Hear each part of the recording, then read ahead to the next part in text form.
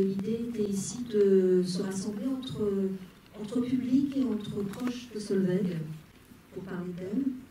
Et monsieur le maire, Patrice Bessac, a eu la gentillesse de bien vouloir venir, voilà, aussi pour parler de Solveig, et je le remercie. C'est lui qui va commencer à parler.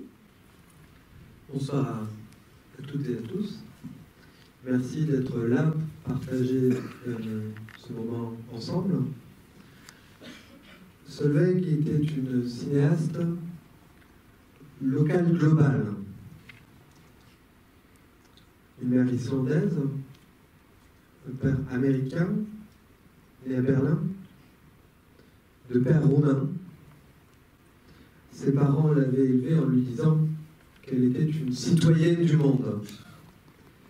Elle n'a eu de cesse de leur donner raison en tournant ses films aux États-Unis, en Bosnie, en Nouvelle-Calédonie, en Islande et à Montreuil. Chacun de ces films a donné l'occasion de nouvel enracinement et de nouvel attachement.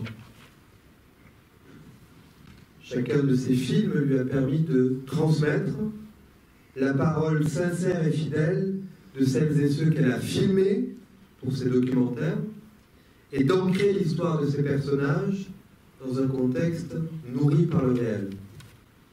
Chacun de ces films lui a donné l'occasion de donner la parole à ceux qui ne l'ont pas.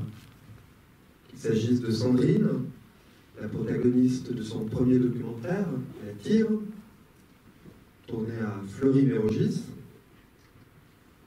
qu'elle a retrouvé après sa sortie de prison, ou d'Adèle Barnes, condamnée à mort et injustement exécutée dans une prison du Texas.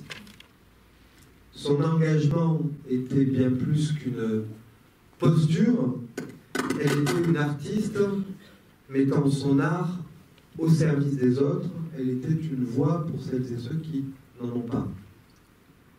Solveig était une véritable citoyenne, portée par les valeurs de la gauche, qui lui donnaient, je crois, un cadre intellectuel, une sensibilité ouverte sur le monde, et en faisait une cinéaste qui prenait son public au sérieux, de ces gens qui nous respectent, qui ne voient pas le public comme une masse informe,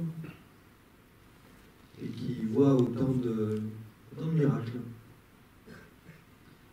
Quand elle faisait de la télévision, c'était pour évoquer le destin tragique et grandiose de Louise Michel et pour lui donner corps à travers l'interprétation vibrante de Sylvie Testu.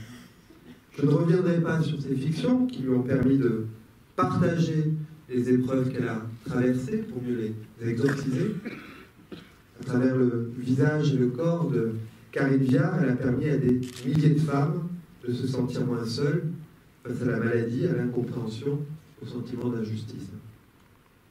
À travers tous ces films, cet auteur subtil de tragicomédie a permis à des millions de spectateurs de rire de choses graves, faisant par la même œuvre de catharsis. Et comme le global a toujours des racines locales, cette citoyenne du monde était profondément enracinée dans notre ville. Quand on lui demandait d'où tu viens, d'où tu te sens, elle répondait « je me sens de mon quartier ». Attachée à la place de la fraternité et à sa ville de Montreuil, qui, je crois, le lui rendait bien. Ce quartier, je crois qu'elle appréhendait non pas seulement comme un lieu géographique, mais comme un sentiment d'appartenance, une familiarité qui n'avait rien de topographique. Un sentiment de proximité partagé par ses amis, par un certain nombre de commerçants qui étaient devenus ses amis. Elle les aimait tant et si bien qu'ils ont nourri et inspiré son œuvre de cinéaste et que nous sommes fiers, très fiers, que le nom de notre ville apparaisse dans le titre d'un film aussi beau, aussi drôle et aussi profond que Queen of Montreuil. Elle était aussi très attachée à l'ancien cinéma Méliès, au point d'en être une spectatrice assidue et de siéger au Conseil du cinéma depuis sa création. Elle était intimement convaincue de l'importance d'un tel équipement public.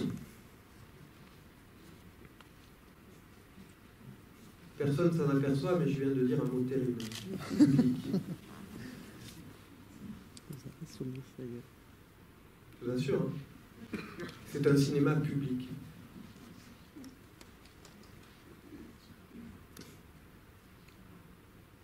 Non seulement parce que, attachement au cinéma, non seulement parce que son père l'avait amené au cinéma depuis son plus jeune âge, mais aussi parce que, je cite, quand la vie était trop dure, elle allait voir des films. Et que ce qu'elle défendait pour elle-même, elle le défendait tout simplement pour les autres. Elle aura soutenu l'équipe du cinéma Le Méliès et le projet jusqu'au bout, et y compris dans la maladie et les difficultés. On ne saura donc jamais qui de Solveig ou de Montreuil a choisi l'autre.